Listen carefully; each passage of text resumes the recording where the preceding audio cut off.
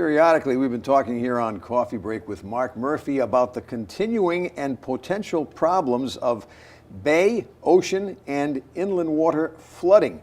The newspaper's been doing a series of reports periodically on that, and Mark Murphy's here again today.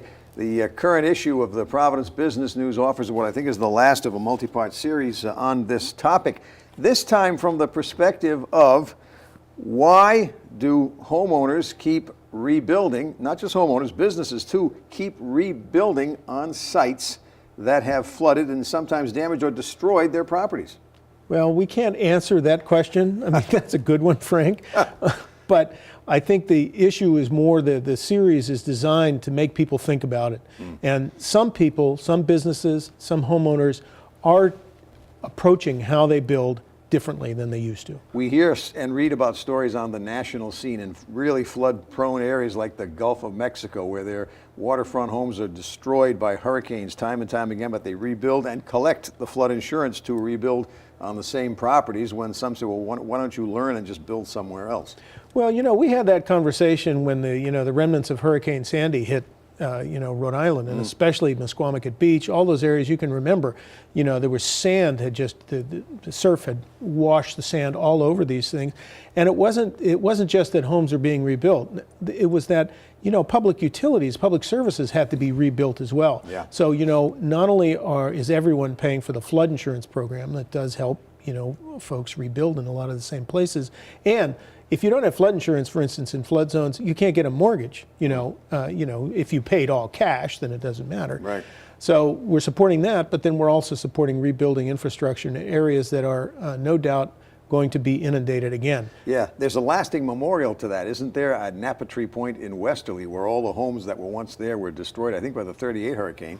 And now it's a nice walking path, but that was so bad, those homeowners never went back. Yeah, it's a big sand dune now. Yeah. And they were just washed away. Now, on the other hand, people like where they've placed their houses, and in terms of businesses, they've made an initial investment of a lot of money, so maybe that's why they want to try. I pulled 3 different projects from your article this week. For example, the Nilo Hotel, that loft hotel is right near the Warwick Mall.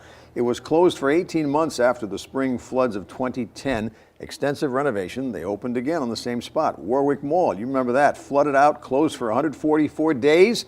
They're still there in the same spot. And then you talk about Hope Global, which suffered 2 big losses, millions of dollars in a couple of different floods, and they're still there, albeit they hope that they raised the equipment up so it wouldn't get flooded and did some other things and too. Here you have a contrast, right? So Nilo and the mall rebuilt, retooled themselves, but really didn't take any sort of precautions or change anything about where they were. I mean, physically, a lot of businesses, it's very difficult to move. And Hope Global had to decide, are we going to leave Rhode Island because, of where we are, or move the plant? And they decided, no, we're going to make ourselves more resilient here, and so that they can handle, it's the Blackstone River. They can handle Blackstone River getting up over its banks. So that's the question: is do you do something to make yourself more resilient? Our cover photograph in this story is about a man whose restaurant in Mesquamacut was washed away. So he's building a hotel in that place, only the hotel is being built on steel beams. It's 3 stories, and the first floor is going to be 16 feet above sea level. In other words, above what the expectation is for what a flood can do, at least in the foreseeable future. And so he says, I like this location, but I'm going to make something that can handle it. There's much more, many more examples, much more of the debate in the current issue of the Providence Business News, in print or online. Headline: Rising Waters, Can We Adapt? And Mark Murphy, thank you for joining us. Thank you, Frank.